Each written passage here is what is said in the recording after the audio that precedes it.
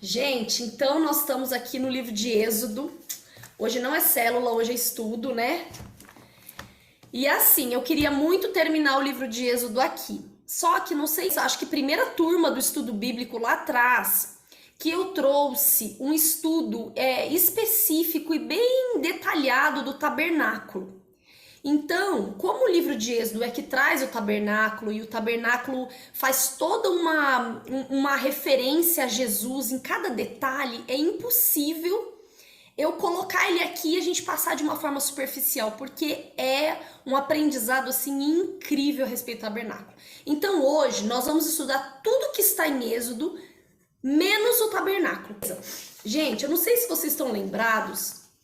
Na última aula, então, né, eu falei para vocês que eu ia dividir em duas partes o livro de Êxodo. Eu ia dividir o livro de Êxodo do povo lá no Egito escravizado até a libertação e depois o povo já liberto com Moisés no deserto. Então nós vamos, infelizmente, ter que dividir em três partes porque a terceira parte vai ser só a respeito do tabernáculo. Só que, eu não sei se vocês lembram, na última aula eu falei, gente, eu queria muito falar para vocês uma interpretação, né, a respeito, assim, uma visão, né, a respeito dessa história de Moisés, de um livro que eu tinha lido, que é o Avivamento do Odre Novo, que tem uma parte lá que faz uma conjectura, que acaba fazendo uma reflexão com relação à história de Moisés, e eu achei muito interessante, eu guardei muito no meu coração isso. Então, antes da gente continuar, porque na aula passada nós paramos nas pragas do Egito e o povo tá saindo, sai do Egito, o povo sai. Antes da gente continuar essa parte, eu quero trazer para vocês essa reflexão. Olha, e para refletir, eu vou trazer aqui resumidamente o que acontece com Moisés, né? Moisés, então, ele nasce sob uma ameaça de morte. O faraó querendo que acabe com o povo hebreu, que o povo hebreu pare de multiplicar. O faraó faz um decreto que era para matar todo o primogênito. E isso também, eu não sei se eu falei na aula passada, mas isso também é uma referência, Moisés é uma referência, um espelho ali, um reflexo do que Jesus faria conosco. Jesus seria aquele que nos libertaria da escravidão do pecado, nos libertaria desse mundo, é o que Moisés faz. Moisés pega o povo de Deus escolhido e tira do exército, tira do Egito, tira dessa escravidão. Então, para fazer a reflexão, o que a gente precisa saber? Moisés, então, ele nasceu debaixo de uma ameaça de morte. E não só isso, ele foi separado da mãe logo cedo, porque, né, a mãe coloca ele ali naquele cestinho, meio que abandona ele, deixa ele correr o rio, e depois, claro, que a filha de Faraó encontra ele, dá ele para a própria mãe amamentá-lo, ele volta, mas depois ele é separado da mãe de novo, porque a hora que ele para de mamar, a mãe dele tem que entregar para a filha de Faraó, afinal de contas ela era a mãe dele, né? Ela que encontrou ele no rio. Então, nós vamos ver uma pessoa que nasceu e teve uma história meio complicada. Por quê? Porque ele passou a infância dele com o povo hebreu, com a mãe hebreia que amamentou ele, mas ao mesmo tempo, ele também era príncipe desse povo que estava sendo escravizado, né? Ele era príncipe no Egito. A partir do momento que ele foi para outra mãe dele, ele virou príncipe. Então, assim, existe um conflito dentro dele. Toda uma história, todo um passado, todo um histórico. Então, dentro dele, ao mesmo tempo que ele queria libertar aquele povo, ele era ao mesmo tempo o príncipe daquele povo. E num momento onde ele vê um egípcio, né, maltratando lá um hebreu, e ele acaba se irando e acaba matando o egípcio, vocês se lembram que eu contei para vocês que ele mata, esconde esse egípcio e depois, o que ele faz? Acontece que no outro dia ele vê dois hebreus agora discutindo, brigando. E ele chega para apartar a briga. E os hebreus viram para ele e falam, o que você vai fazer com a gente? Por acaso você é juiz? Você vai fazer com a gente o que você fez lá com o egípcio? E naquele momento Moisés toma um choque. Porque, na verdade, aquela ira e o homicídio que ele cometeu foi para defender esse povo que agora estava rejeitando ele. né? E ao mesmo tempo ficou aquela luta interior dentro dele. Meu Deus, descobriram que eu matei uma pessoa, que tem sangue nas minhas mãos. Então, o que que a gente interpreta? O que que Moisés faz? Ele tem medo e ele foge.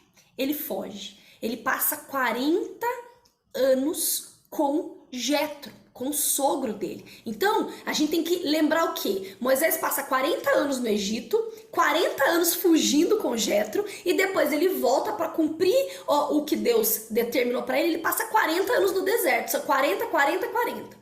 E aí, gente, é a reflexão que o pastor Cote faz, que eu achei incrível, é o seguinte: quando Moisés está lá, num tempo dele de fuga, né, o Senhor aparece para ele naquela sarça, Deus faz duas coisas, né, com Moisés. A primeira coisa que Deus faz, e é incrível, o Senhor fala para ele, uma das coisas é: coloca a sua mão aqui no seu peito. E Moisés coloca. Quando Moisés coloca e tira a mão, ele vê a mão dele toda leprosa.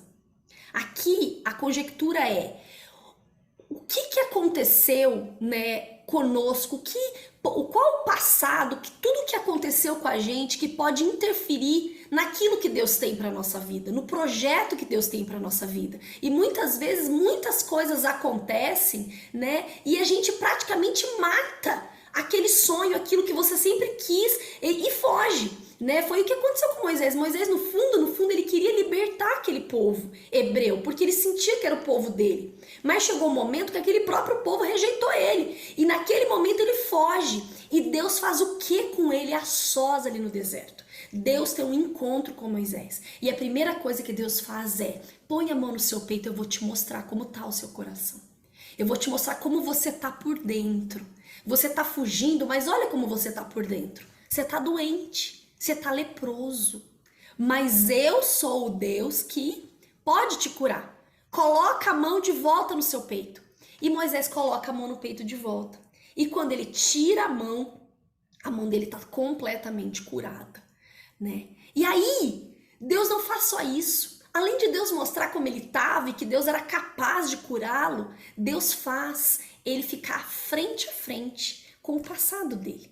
E Deus não vai curar ninguém, ele não faz isso, né? Nos fazendo ter uma amnésia, colocando para baixo do tapete. A gente tem mania disso, a gente não quer mais lembrar daquela situação que nos machucou. A gente não quer mais, a gente quer esquecer aquilo, né? Nós vimos lá José colocando o nome dos filhos: o Senhor me fez esquecer do meu passado doloroso. O Senhor não sei o quê. E na verdade, na hora que ele foi confrontado, na hora que ele ficou frente a frente com o passado dele, que são os irmãos, ele vomitou toda aquela dor, ele mostrou tudo que estava dentro dele. Porque Deus é assim. Deus não tapa buraco. Deus não faz nada superficial. A Bíblia diz que ele faz a ferida. Na verdade, né, ele pega e coloca a gente frente a frente com aquilo que nos dói, com aquilo que é dolorido, para a gente resolver aquilo e aí sim sermos curados. Então, Deus fala assim: Moisés, joga o teu cajado no chão. E quando Moisés joga o cajado no chão, gente, o que acontece com o cajado? O cajado vira cobra, vira uma serpente. Serpente lembra o quê? O Egito, né? Deus põe ele frente a frente ali com o passado dele. A serpente é o símbolo que tinha lá na mitra do faraó. Então ele põe, Moisés fala, e Moisés, na hora que vê a serpente, a Bíblia diz que ele tem medo. Ele começa a se esquivar. E Deus fala para ele: confia em mim. Pega ela pela cauda. Gente, e aqui é uma coisa muito interessante. Porque quando Deus leva a gente para o lugar onde nós fomos feridos, faz a gente retornar ao ponto da derrota, aquilo que nos feriu muito, né? Ele vai, primeiro ele vai falar conosco: olha, eu vou te curar. Você confia? Eu vou te curar. Mas faz o que eu tô te mandando. E na hora que a gente se depara, na hora que Moisés se deparou com aquela cobra, eu acho que a primeira coisa que ele ficou assustado ali, ele se desestabilizou. É isso que acontece com a gente também, né? A gente se desestabiliza, de repente, de encontrar uma pessoa que nos feriu, que há muito tempo a gente simplesmente apagou da nossa história, apagou do nosso coração, matou dentro da gente. E o Senhor fala: volta lá e resolve aquela situação. Volta lá e libera perdão. Volta lá e vomita a sua dor e libera perdão. E com certeza, esse tipo de atitude que Deus pede de nós, o nosso emocional, a nossa carne deve se desesperar. Como Moisés ficou, na hora que ele ficou frente a frente com aquela cobra, ele ficou... E o Senhor falou para ele, confia em mim e faz o que eu tô mandando. Pega ela pela cauda. Eu acho que naquele momento Moisés deve ter pensado assim, Senhor, o senhor tá ficando louco? Se eu pegar ela pela cauda, a cabeça fica livre para me morder. A cabeça vai me morder se eu pegar pela cauda. E o Senhor fala, pega ela pela cauda. Porque Deus sempre vai pedir de nós algo que aos nossos olhos não vai dar certo. Mas é para provar o nosso coração que nós confiamos e obedecemos. E naquele momento que Moisés simplesmente confia em Deus e pega a serpente pela cauda, ela vira um cajado de volta, né? Ela vira um cajado e com esse cajado Moisés fez todos os milagres praticamente. Com esse cajado ele abriu o Mar Vermelho. Com esse cajado ele saiu água da rocha, né? Então, o que o pastor Cote fala? Que o poder de um passado redimido. É isso que é o tema lá do livro. Ele fala, o poder de um passado redimido é qual? É o Senhor nos levar por um caminho de cura, de nos provar que Ele é capaz de nos curar, mas contanto que nós enfrentemos a nossa dor, enfrentemos aquilo que nos feriu, né? Confiemos nele, né? Obedeçamos a palavra. Então, se Ele fala, olha, vai lá e vomita a sua dor, vai lá e não finge que tá tudo bem, vai lá e fala e libera a palavra de perdão e fala, eu te perdoo, né? Quando nós fazemos isso, aquilo que era algo que nos dava medo, que nos dava temor, que aquilo que a gente não queria nem lembrar, aquilo vira uma arma nas nossas mãos. Então, por isso que todo mundo diz isso, é muito verdade, né? O lugar onde mais nós fomos feridos é o lugar onde Deus mais vai nos usar. Porque nós vamos alcançar uma autoridade nisso, naquilo que nós fomos feridos. Então eu queria pontuar isso com vocês, porque é muito interessante, eu não podia deixar de compartilhar essa reflexão, né, que o pastor fala nesse livro. Bom, fechamos então o tópico de Moisés, enquanto lá no Egito, todo o chamado dele e tudo mais, nós paramos na última aula nas pragas. Deus finalizou as pragas, a última praga foi a morte dos primogênitos. E o Senhor, naquele momento, estabeleceu a Páscoa. E aqui, gente, que tá... deixa eu ver aqui. Opa! Peraí. A Páscoa está no capítulo 11 e 12.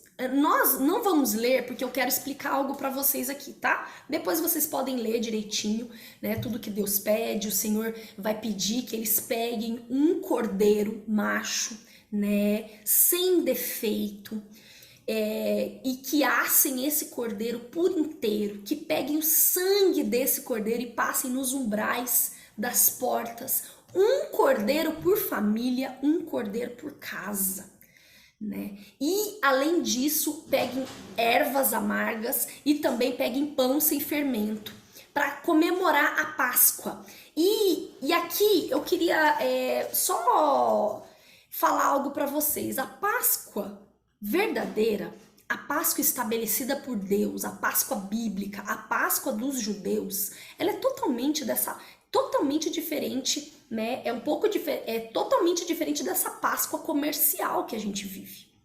E também é um pouco diferente da Páscoa dos cristãos. Por quê? Porque a Páscoa dos judeus, ela significa, né, é a Pessá, que significa passagem do povo de Israel do Egito para a Terra Prometida. Então eles assavam esse cordeiro inteiro, significa a libertação da escravidão do povo. E essa festa da Páscoa durava 7 dias, né? Junto com do segundo dia ao 7º dia era a festa dos pães ázimos, que eram os pães sem fermento. Por quê? Eles fazem esses 7 dias. No primeiro dia, o que os judeus fazem? Isso é até hoje. Eles fazem um jantar com esse cordeiro e é lido o Agadá, que é um livro que conta a história da libertação do povo. E aí eles passam 7 dias comendo coisas, tudo sem fermento, inclusive o próprio vinho sem fermento. Não tem nada fermentado. E eles ensinam as crianças nesses 7 dias, né, a respeito de Deus, a respeito do que Deus fez, né? Já leram lá o livro que conta a história. Então, assim, o que acontece? Como que essa Páscoa ela reflete depois para nós como cristãos? Porque o Senhor pede um cordeiro.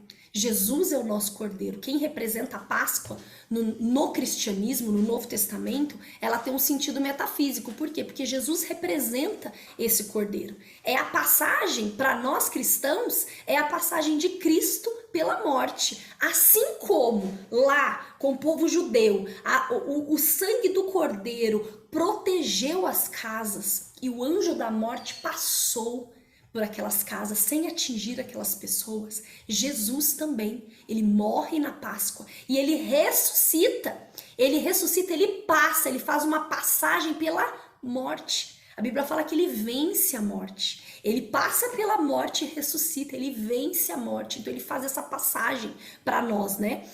A nossa Páscoa do cristão dura um dia, a dos judeus dura 7. Outra coisa, o que essas ervas amargas significam, né? Para os judeus significam a amargura da escravidão, o tempo em que eles eram escravos. Dentro do cristianismo, as ervas amargas significam toda a dor e sofrimento de Cristo. O pão lá sem fermento, para os judeus, significava um pão de pobreza, de escravidão, né? E para nós, um pão sem a corrupção, sem o fermento dos fariseus, sem aquilo que contamina o evangelho verdadeiro e genuíno. E aí, gente, uma coisa que eu queria falar para vocês infelizmente, que a gente vive essa Páscoa comercial, né? E tem toda uma história de coelho, uma história de ovo, de chocolate. E assim, isso tudo tem a ver com uma origem muito mística de povos muito, muito antigos, semitas. Por quê? Porque esses povos, quando entrava a primavera, que é também essa época de Páscoa, quando entrava a primavera, eles faziam uma adoração a uma deusa chamada Ishtar, que ela era a deusa da fertilidade. Então, ela era um símbolo de fertilidade, como o coelho é um símbolo de fertilidade. Então havia troca de ovos. Se vocês forem na internet depois, vocês podem pesquisar a respeito disso. Tem toda uma história, em diversos povos foi disseminada essa história, cada um de um jeito, mas tudo com uma origem totalmente idólatra, uma origem totalmente diferente da Páscoa estabelecida por Deus. E aqui eu queria dizer algo para vocês, sabe? Quando nós paramos para pensar que tudo que Satanás faz, né? Eu já disse para vocês lá no livro de Êxodo, ele não tem criatividade. Satanás imita tudo, a base de tudo que ele faz, de cada sacrifício, de cada coisa que ele inventa, de ritual, de tudo. Tudo é baseado na palavra de Deus, mas ele faz de uma forma falsa. E aí eu falo para vocês, o falso, ele é muito parecido com o verdadeiro. Se eu disser assim, olha, essa aqui é uma nota de $75. Tá na cara que é falsa, né? Tá na cara, porque não existe nota de $75. Agora, quando a gente vai comparar uma nota verdadeira com uma falsa de $100, por exemplo, nós vamos ver uma semelhança uma coisa muito parecida, né? Algo praticamente igual, mas tem algo ali que contamina. Então, eu geralmente falo o que para a pessoa? Que muitas vezes, né, dentro dos nossos conceitos, por isso que a gente precisa abrir a mente, quebrar alguns paradigmas, porque a gente precisa ler o que está escrito na palavra. Não adianta a gente pegar um ensinamento de alguém que ensinou, porque os antigos falavam isso, porque os antigos dava certo, sabe? Sem entendimento. Porque a ignorância é uma arma na mão de Satanás, né? A palavra de Deus vai dizer em Oséias, o meu povo tá perecendo porque falta conhecimento. Falta conhecimento. Então, nós precisamos saber o que está escrito aqui. Porque o que é verdadeiro está escrito aqui, o resto é tudo falso. Se eu pegar uma água mineral, né? Eu sempre uso esse exemplo. Se eu pegar uma garrafa de água mineral, você tá com sede. Eu vou te dar uma água mineral, mas antes eu vou falar, não, pera só um pouquinho. Eu pego uma gota da privada ou do esgoto e jogo dentro dessa água e dou para você beber. Você vai beber? Você não vai beber. Por quê? Porque uma gota contaminou tudo. É assim que acontece. Tudo o que nós fazemos, mas isso aqui tá na Bíblia. E isso? Isso daí não, isso daí é doutrina da minha igreja. Quando você faz isso, você está contaminando tudo aquilo que você está fazendo certo. A palavra de Deus vai dizer, eu acho que lá em Tiago, que fala, não adianta você obedecer os 10, aquele que, a Bíblia fala, aquele que faz tudo correto, mas pega num só ponto, peca em um só ponto, ele é considerado culpado. Porque ele é culpado, afinal de contas ele errou, né? Então nós precisamos ficar muito atento com relação a isso. Nem tudo o que a gente escuta é baseado na palavra, por isso eu acho tão importante a gente estudar a palavra. A gente tem que ver o que está escrito aqui, né? Então, beleza. Bom, e aí o povo sai do Egito, faz essa passagem, o Senhor fala, olha, vai ser rápido, não vai dar tempo, eles vão liberar vocês. E, gente, no caminho que o povo sai, o Senhor, então, ele faz o quê? Ele dirige o povo. No capítulo 13, vocês vão ver Deus dirigindo o povo. Que jeito que Deus dirige o povo? A palavra de Deus vai dizer que durante a noite aparecia uma coluna de fogo para direcionar o povo onde eles tinham que andar. E durante o dia aparecia uma nuvem que trazia sombra e direcionava o povo o caminho que eles deviam seguir. E essa palavra e essa passagem eu quero que vocês guardem muito bem no coração, que eu acho que todo mundo aqui já sabe disso, mas lá na frente eu vou fazer uma reflexão com vocês. E Deus começa a levar o povo por um caminho que chega no Mar Vermelho. E Deus chega para Moisés e fala, Moisés, olha só, eu vou ser glorificado mais uma vez diante do faraó e dos egípcios. E eu vou mostrar para o meu povo que eu pelejo por eles. Como? Eu vou fazer faraó e os egípcios virem atrás de vocês. Eles vão pensar, puxa vida, olha, os egípcios estão indo por um lugar que vai dar no mar. Eles não vão ter saída. Com certeza o Deus deles já abriu mão deles aí no meio do caminho e eles vão ficar perdidos. Né? Isso que a palavra de Deus fala, depois você pode ler lá no capítulo 14. E aí, Deus faz exatamente isso. Deus toca no coração lá do faraó, na verdade, fecha o coração de faraó mais uma vez e fala, como é que a gente deixou todo aquele povo, aqueles nossos escravos irem embora? Como é que a gente vai viver aqui no Egito sem os nossos escravos? Vamos atrás deles. E eles vão atrás deles. E aí, gente, o que acontece é que o povo chega diante do Mar Vermelho. Deus já havia falado para Moisés, olha, eu vou glorificar o meu nome ali com vocês. Mas Deus não fala o que vai fazer para Moisés, mas Moisés conhecia o Senhor. Moisés confiava no que o Senhor estava falando. E eles chegam diante do mar. A palavra de Deus fala que os egípcios estavam perto. E Deus, né, como ia virar o dia, como ia ficar de noite, o Senhor faz os dois exércitos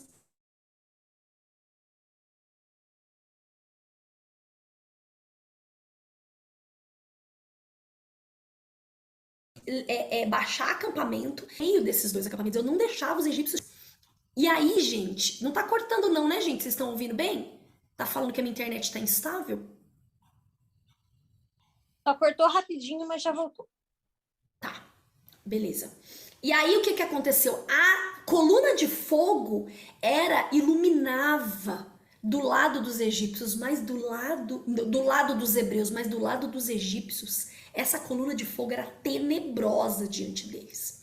E aí, o que acontece? Vira o dia e eles começam a perseguir os hebreus e eles chegam diante do Mar Vermelho e o povo se apavora e começa a falar para Moisés, não tinha sepultura suficiente no Egito para a gente morrer lá? Deus teve que trazer a gente para morrer aqui com essa vergonha. E Moisés manda eles ficarem quietos, calarem a boca, ficar calados, que essa peleja não é de vocês, é do Senhor. Ele pelejará por vós. E a palavra de Deus fala que durante a noite toda, aquela noite que eles passaram no acampamento, começou a soprar um vento oriental que acaba batendo no mar e o mar começa a abrir. E a Bíblia diz que o anjo do Senhor, que estava à frente do povo, ali começa, ele vem para trás do povo, né? E o povo de Israel vai passando a pés secos. E os egípcios, vendo que o mar tinha se afastado, os egípcios vão o quê? Atrás. E quando os hebreus todos passam, a Bíblia fala que o Senhor fala: Moisés, estende o cajado. E Moisés estende o cajado. E a hora que os egípcios estão todos passando por aquela rota ali, a pés secos, a Bíblia diz que o Senhor travou, o próprio Deus travou as rodas das cavalarias, das infantarias dos egípcios, travou, e eles começaram a ficar desesperados. O Senhor é com eles, ele tá pelejando por eles. Eles começaram a ficar desesperados e não conseguiam sair. E a palavra de Deus fala que Moisés então levanta o cajado e as águas voltam, e eles começaram a correr pelas águas, as águas vêm e todos são precipitados no mar, e o Senhor mata todos os egípcios diante dos olhos do povo.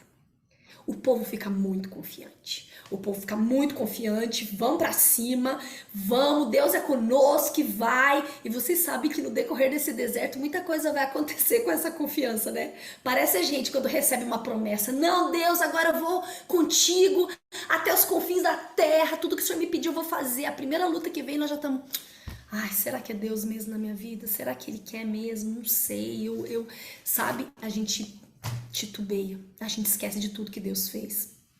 E aí, gente, dito isso, o que acontece? O Senhor vem, vocês já sabem a história, o Senhor vem com o maná, né? Ele faz cair do céu o maná. E Deus fala para eles colherem o suficiente para eles comerem no dia. No dia, não é para guardar, é para comer no dia. Depois eu vou fazer com vocês uma reflexão a respeito disso. Vocês vão comer no dia. E muitos hebreus fizeram o quê, gente? Lógico, né? Guardar para o dia seguinte, medo de não ter. Quantas vezes o Senhor, né, com a sua bondade, com a sua misericórdia, Ele provê aquilo que nós precisamos. E todas as vezes que nós estamos nos deparando de novo com uma situação que Deus precisa trazer provisão, a gente fica morrendo de medo dele não prover, sendo que ele sempre proveu, sendo que ele nunca deixou faltar, né? A gente puxa vários gatilhos de medo, de falta de fé, de inconstância, falando: não, acho que agora não vai, agora é demais para o Senhor. Então, o Senhor, nós vamos ver um Deus que com as suas atitudes ele tenta comunicar a sua natureza de pai. Com as suas atitudes, então ali ele estava dizendo: olha, esse maná está caindo porque eu sou o Deus, eu sou o pai que te sustenta. E o povo guardava, e daí no outro dia, o que acontece? Aquilo estava cheio de bicho, tudo embolorado, bicho saindo, uma coisa horrível. E aí o povo quer água, o Senhor faz vir a água da rocha. E o povo quer carne, né? E o Senhor viu que o povo estava murmurando porque eles começaram a sentir saudade. Ai, lá no Egito a gente comia cebola, que saudade das coisas do Egito. E o Senhor ficou irado, e o Senhor manda, né, umas codornas. Gente, uma coisa incrível, o Senhor mudou a rota das codornizes, para elas simplesmente mudarem a rota e voltarem e caírem exatamente onde o povo de Israel estava ali naquele deserto. Vamos ler, já que a gente não leu nada até agora. Eu queria que alguém lesse, nós não vamos ler Êxodo, tá? Vamos ler Números 11:31 a respeito dessas codornizes. Alguém pode abrir para mim Números 11:31.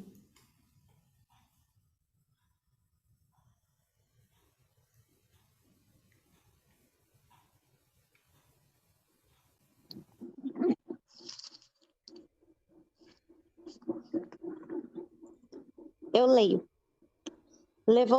Levantou-se então um vento, enviado por Yahvé e vindo do mar, que trouxe consigo um enorme bando de codornizes, e as arremessou sobre o acampamento.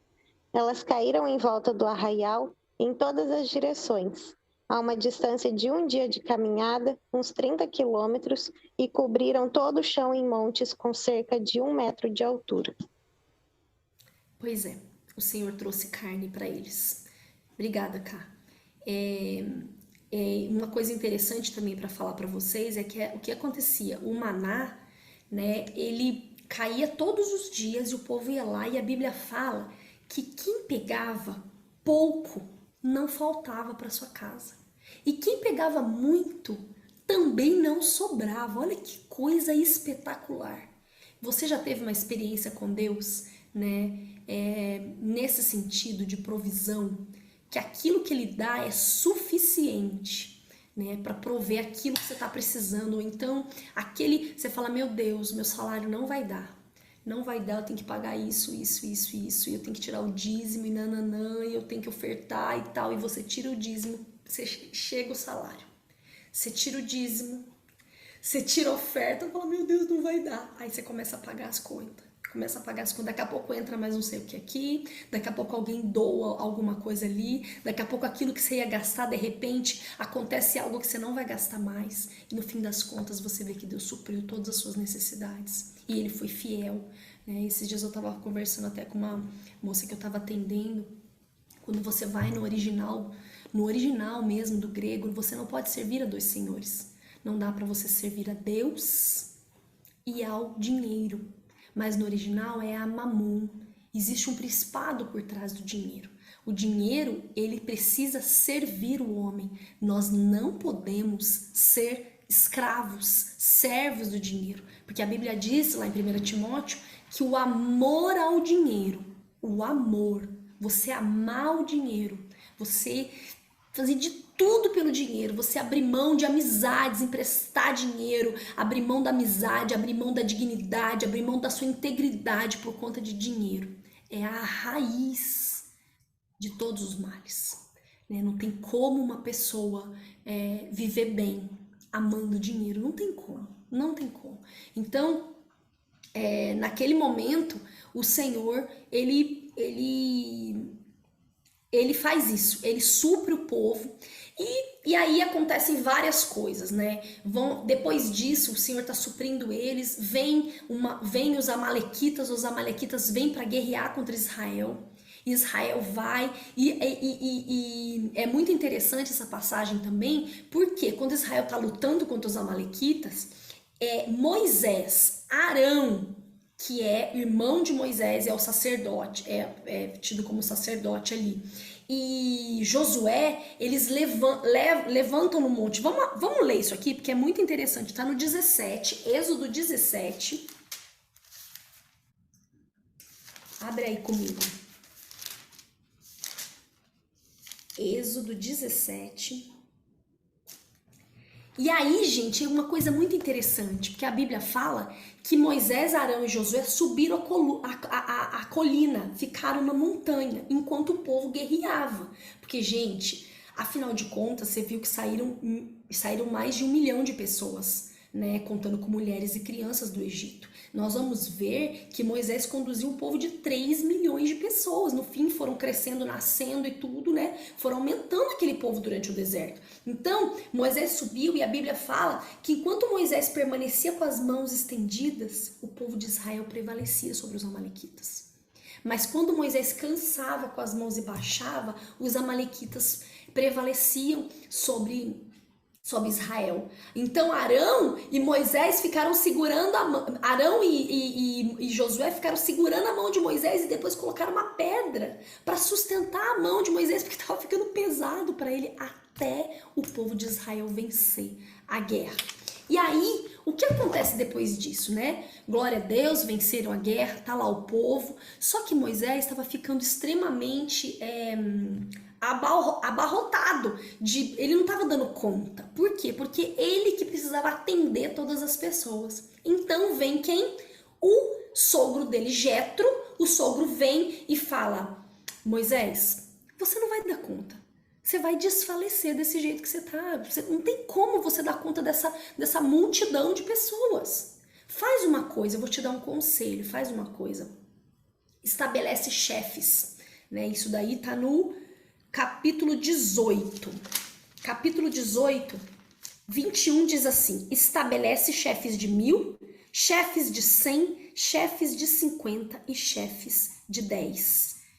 Homens capazes, tementes a Deus, que sejam dignos de confiança e inimigos de ganho desonesto. Então Moisés acata um conselho de Jetro, que é seu sogro, e também é um sacerdote em Midian e é um homem mais velho que ele, né? Um ancião. E isso, gente, é um princípio bíblico. Existe um princípio nessa questão de conselho. A Bíblia vai dizer, lá em Provérbios, eu vou até abrir para vocês aqui, Provérbios 15, quem quiser anotar aí, 22, a respeito de conselho, né? Ó, 15, 22 diz assim: onde não existe conselho, fracassam os bons planos. Ou seja, você pode ter um bom plano, mas se você não tiver um conselho de alguém, né, que tá dentro da palavra de Deus, você pode ter um plano na sua cabeça maravilhoso.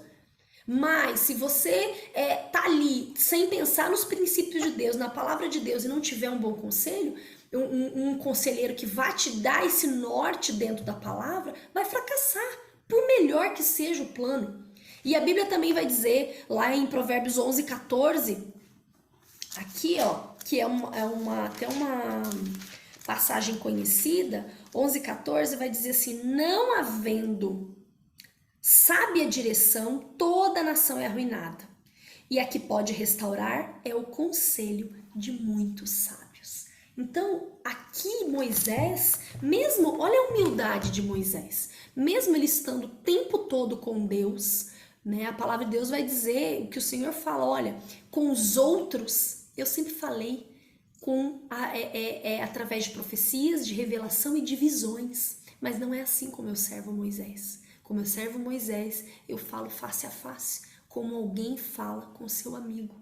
E naquele momento, Moisés poderia ter falado: não, quem é você para Deus? Se Deus quiser que eu faça isso, ele vai me falar. Mas ele acolheu o conselho de um ancião, de uma pessoa que ele confiava, de um sábio. E foi muito maravilhoso, porque Jetro falou: olha, se tiver problemas muito difíceis, eles vão trazer para você, mas fáceis, cada um vai resolver. Então foi incrível, inclusive, gente, Jetro, né, é tido aí como o pai da administração, porque ele deu um conselho maravilhoso de administração com relação a delegar funções.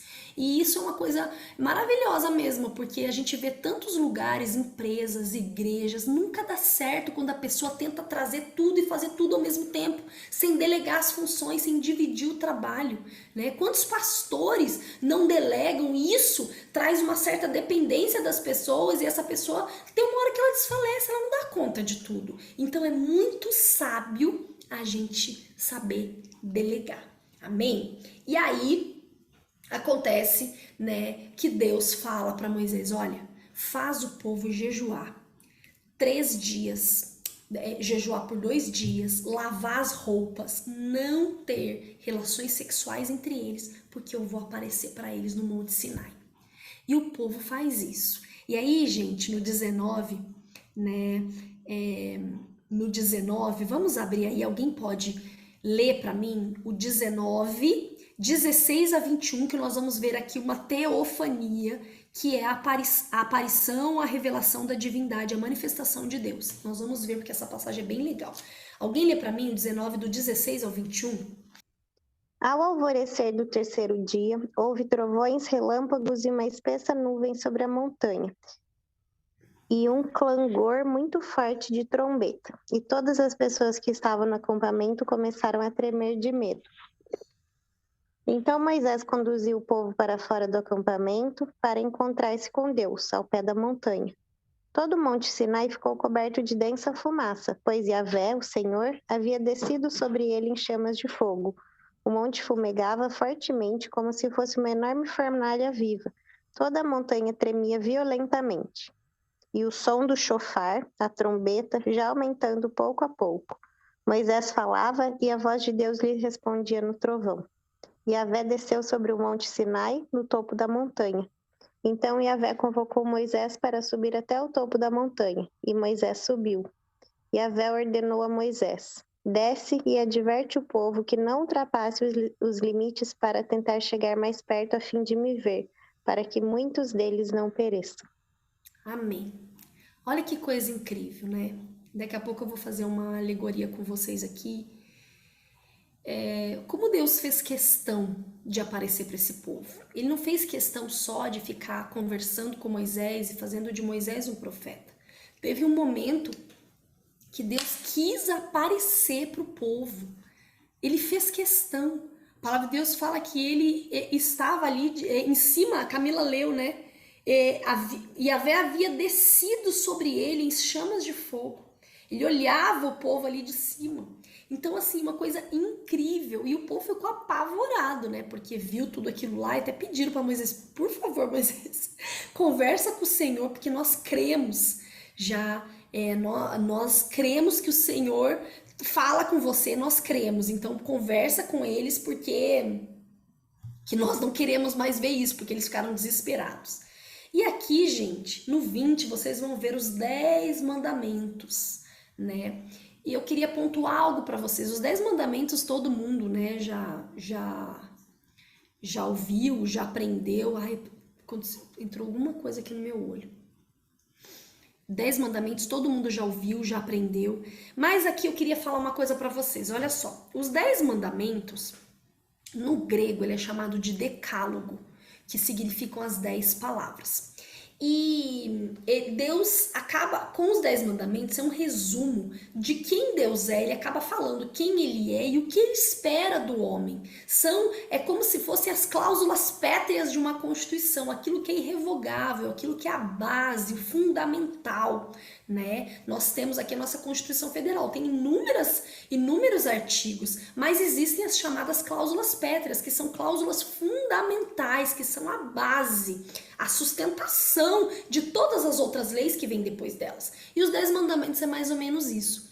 Então, uma coisa interessante da gente saber, depois vocês podem até estudar mais a fundo, mas o povo israelita, quando eles pensam nas leis dadas por Moisés, dentro da Torá, que a Torá são 5 livros, né, escritos por Moisés, que a gente chama de Pentateuco. Então, dentro da Torá, o que acontece? Moisés recebeu de Deus 613 mandamentos, ou seja, dentro dos 5 livros existem exatamente 613 mandamentos. E aqui eu queria pontuar algo incrível para vocês. São, desses 613, 248 mandamentos positivos e 365 mandamentos negativos. Positivos é faça, negativos é não faça. Agora, pasmem vocês, 248 é o número de ossos que o ser humano tem. É como se cada um dissesse: faça, cumpra um preceito comigo, haja de acordo com a minha palavra, né? Cada osso do nosso corpo diz: olha, obedeça. E os 365 mandamentos negativos não faça, e refere-se ao calendário de um ano. São 365 dias no ano. É como se o Senhor dissesse para aquele povo: olha, não cometa uma transgressão hoje. Não faça aquilo que é errado diante de mim hoje. Mas que todo o seu corpo faça aquilo que eu desejo, aquilo de acordo com a minha vontade, aquilo de acordo com a minha palavra. Então é incrível, inclusive, gente, né? No Talmud babilônico, que é a coletânea das leis escritas e orais dos judeus, né, que eles utilizam isso para estudo, tem 3 ordenanças que eles dizem que a pessoa que comete uma dessas 3 coisas, É melhor ela morrer. É melhor ela pedir para morrer do que cometer uma dessas 3 transgressões. A primeira transgressão é assassinato, o homicídio.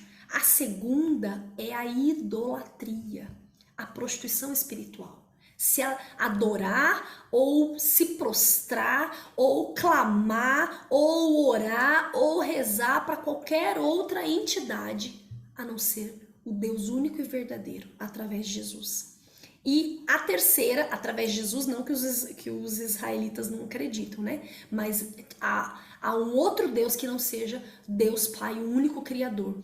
E a última ordenança que para eles é passível de morte, que é melhor que a pessoa morra, são relações proibidas, que eles dizem relações sexuais proibidas, que é o incesto, que é um pai, né? Abusar de um filho, um avô abusar de um neto, né, o incesto, a bestialidade, que é a relação sexual com animais, e a homossexualidade, que muda, né, que é a relação sexual com pessoas do mesmo sexo. Então, nós vamos ver ali pra frente, depois dos 10 mandamentos, do capítulo 21 até, gente, o capítulo 23, do 21 ao 23, nós vamos ver diversas leis. Uma hora eu vou trazer para vocês essa questão, na verdade uma hora não, vou trazer no livro de Levítico, que diz respeito às leis, eu vou trazer esse panorama para vocês, o quanto Deus é incrível. Porque ele queria uma nação que representasse ele aqui na terra, que fosse diferente de tudo. E aliás, eu quero que vocês leiam, que vocês grifem aí na Bíblia de vocês, capítulo 19,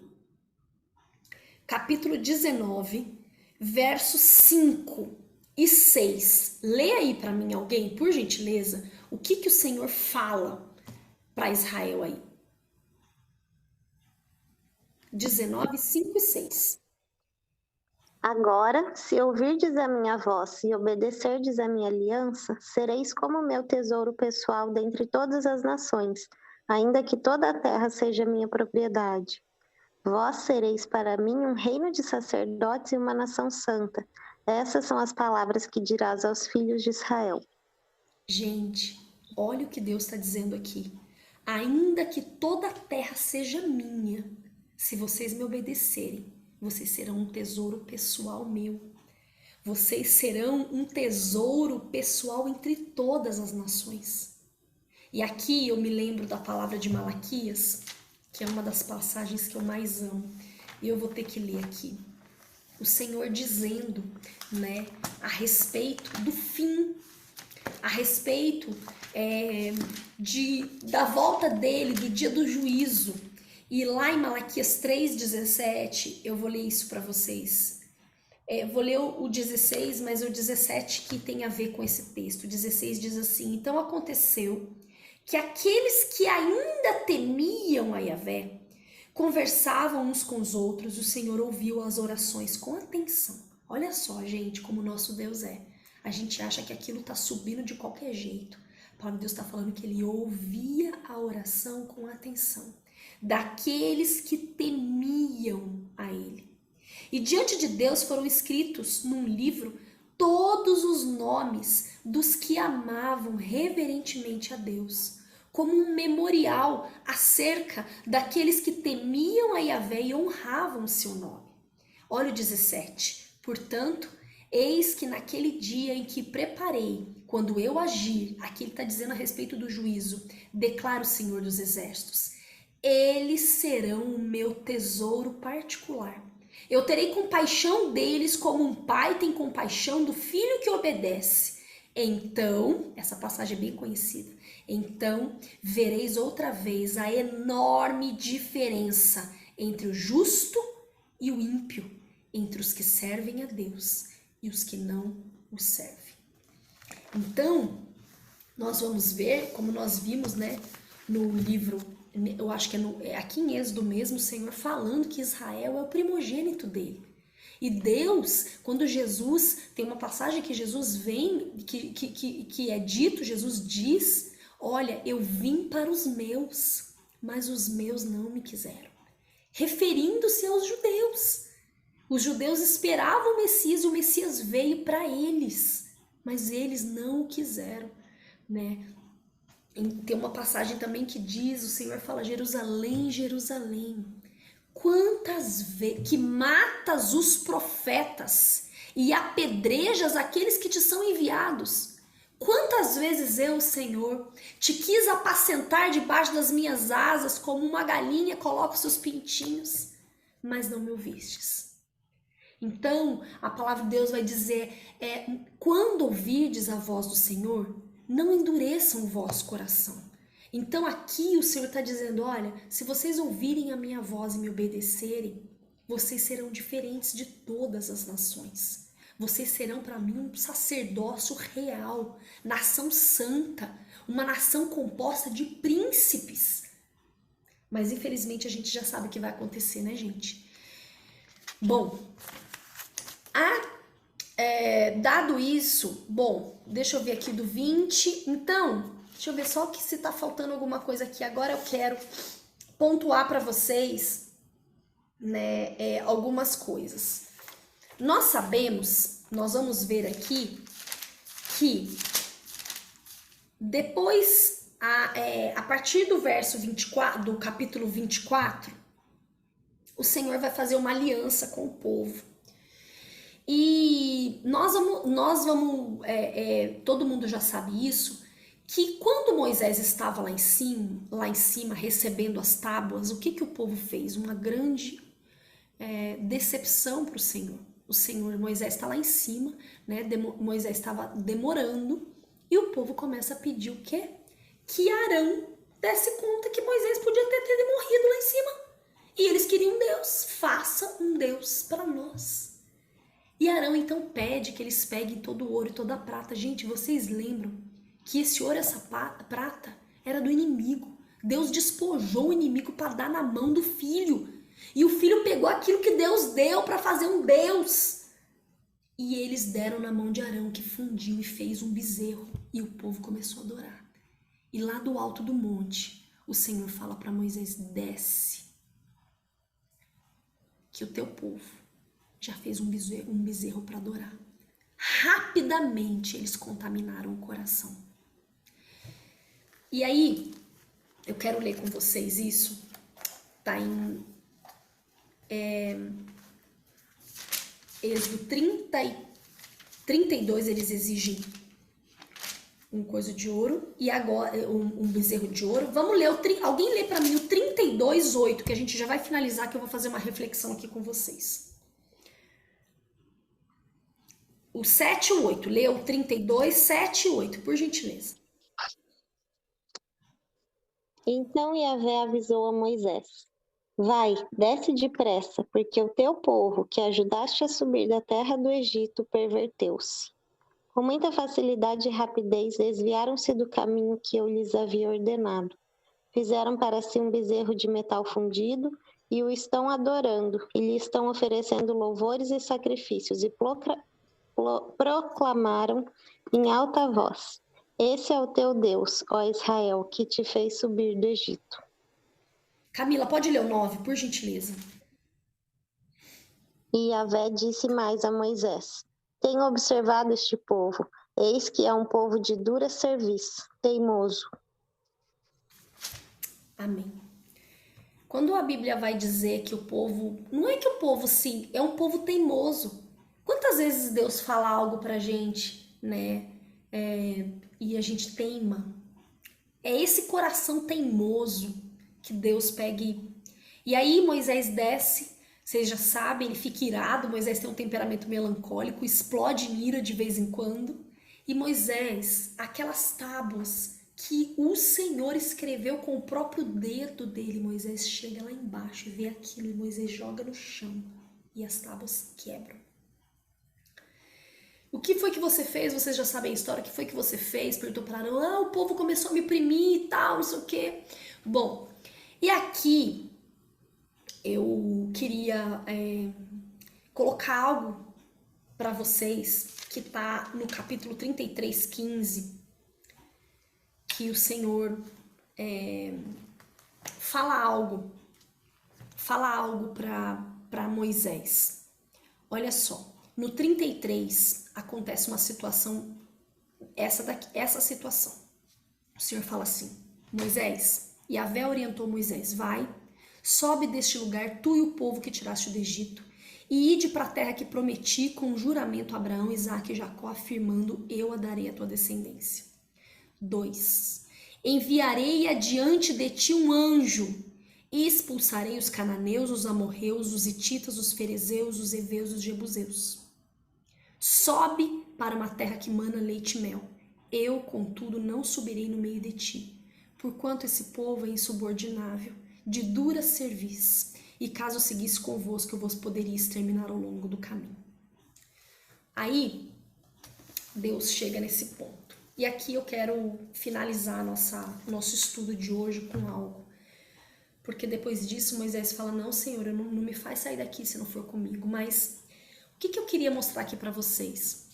Deus, quando ele tira o povo de lá, o Senhor, a Bíblia vai dizer, assim como um pai carrega o seu filho no colo, eu carreguei o povo de Israel pelo deserto. O Senhor, ele foi essa coluna de fogo e essa nuvem durante a noite e durante o dia, a coluna de fogo durante a noite. Deus poderia simplesmente, como ele falava com Moisés, ele poderia simplesmente falar, Moisés, olha, tá aqui a direção. Vocês vão seguir por tal caminho, depois vocês vão virar, lá vocês vão encontrar um arbusto que vai dar comida para vocês. Depois você pode ir para lá que vai ter uma rocha que vai ter água, tá? E aí, passado tantos dias, vocês vão seguir e vai por esse caminho. Deus poderia ter feito isso. Por que Deus não fez? Porque esse Deus está tentando o tempo todo se comunicar com esse povo, mostrar quem ele é para esse povo. Mas esse povo chega num ponto que o Senhor fala, olha, eles não querem me conhecer. Eles não querem saber quem eu sou. Eles não têm prazer de andar comigo. Eles querem a terra que mana leite e mel. Eles querem a terra prometida, é isso que eles querem. Então vai, é isso que eles querem, eu desisto de me apresentar para eles. Eu tô colocando um anjo agora diante de vocês e esse anjo vai seguir à frente e vai levar eles para a promessa. Quantas vezes o Senhor, faz questão de se mostrar pra gente no momento da dificuldade? Esse Deus, ele não deu mapa, ele fez questão de andar dia após dia, noite após noite. Ele era nuvem durante o dia, ele era fogo, coluna de fogo durante a noite. Ele fazia questão de todo dia liberar o maná para falar, olha, além de ser o pai que te direciona, eu sou o pai que te sustenta. Eu sou o pai que provê o que você precisa. Pode confiar em mim. Você vai ver que no outro dia vai ter, e no outro dia vai ter, e quando você achar que não vai ter também, porque eu sou fiel. Eles queriam água, o Senhor deu água, até o desejo do coração deles. Não era tempo, eles estavam passando pelo deserto, eles estavam sendo aprovados. Ele deu carne para o povo que pediu carne. Sabe o que é isso? É Deus realizando um desejo do nosso coração fora do tempo, simplesmente porque Ele nos ama. Mas muitas vezes o que a gente quer é o que as mãos dele podem oferecer pra gente. Muitas vezes o que a gente deseja é a promessa. A gente só tá seguindo porque a gente sabe que ele vai dar algo lá na frente.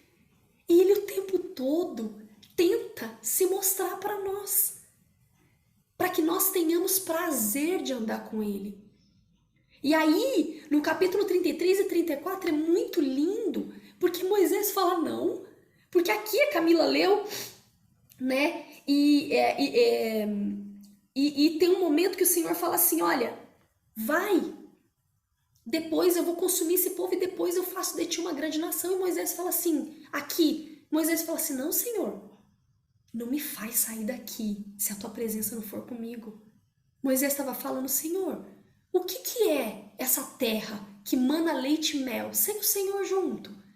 Que graça tem eu aproveitar a promessa sem a tua presença, para eu me gloriar, sem a tua presença para eu me alegrar, sem a tua presença junto comigo? O que que é?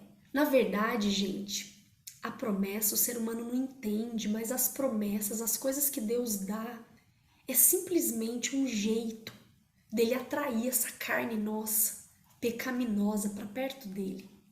Para ele tentar se comunicar com a gente, para ele tentar se mostrar para a gente. Mas, infelizmente, nem sempre há essa correspondência.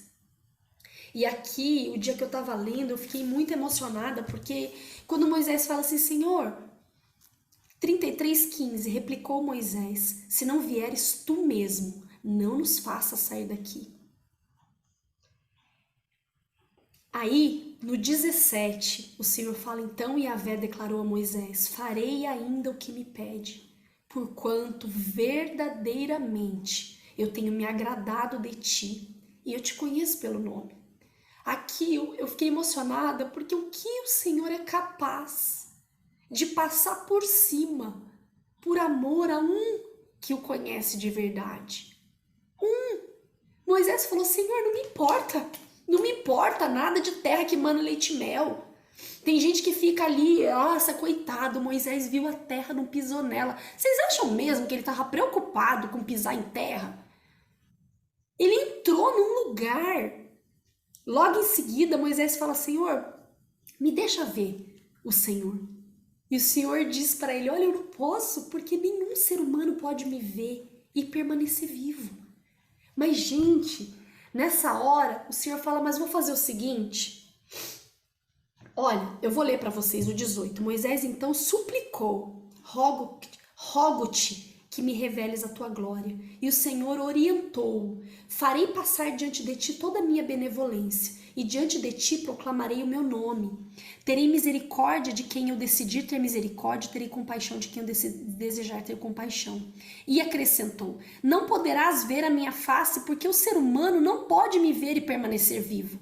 E concluiu o Senhor, eis aqui um bom lugar junto de mim, põe-te sobre a rocha.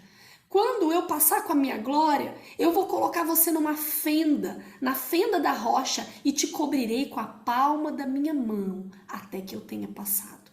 Depois tirarei a palma da mão e me verás pelas costas. Olha só, gente, Moisés fez um pedido impossível para o Senhor.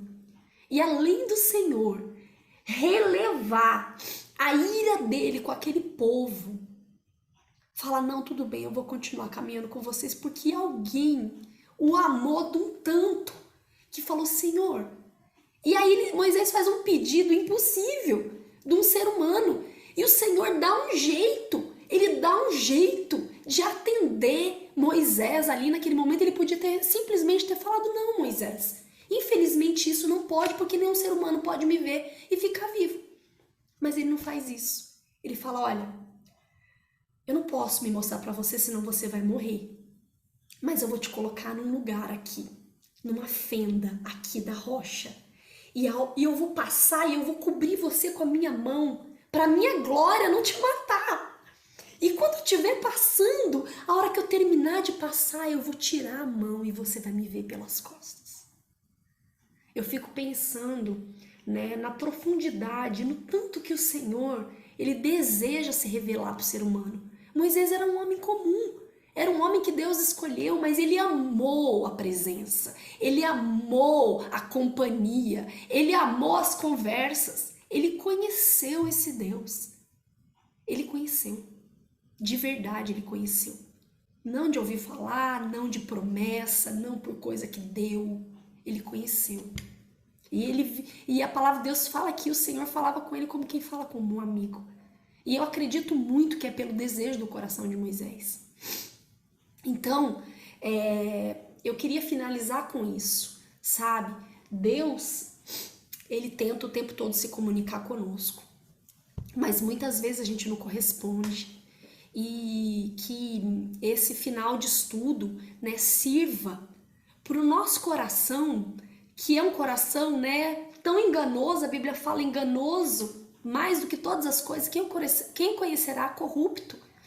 Que nós possamos pedir, Espírito Santo, gere em mim um desejo de conhecer esse Deus. Independente do que ele possa me dar, me oferecer, eu quero conhecê-lo. Eu quero ter prazer nele. Eu quero ter prazer em andar com ele. Eu quero ter prazer em conversar com ele. Em conhecer quem ele é. Amém? E aí, no 34, Deus escreve as novas tábuas da lei, né? Mas agora é Moisés que escreve, que a primeira o dedo de Deus fez, ele quebrou. E a próxima Moisés escreve, quando ele desce, o rosto dele fica resplandecente para trazer as tábuas da lei de novo. Então, nós vamos finalizar aqui, paramos aqui, né? Na próxima aula nós vamos aprender tudo sobre o tabernáculo, que o Senhor fala, eu habitarei com vocês. Vocês vão fazer o tabernáculo e eu habitarei com vocês. E o tabernáculo é incrível, como tudo é profético a respeito de Jesus. Amém, gente? Então, obrigada aí pela presença de todos. Que o Senhor abençoe vocês.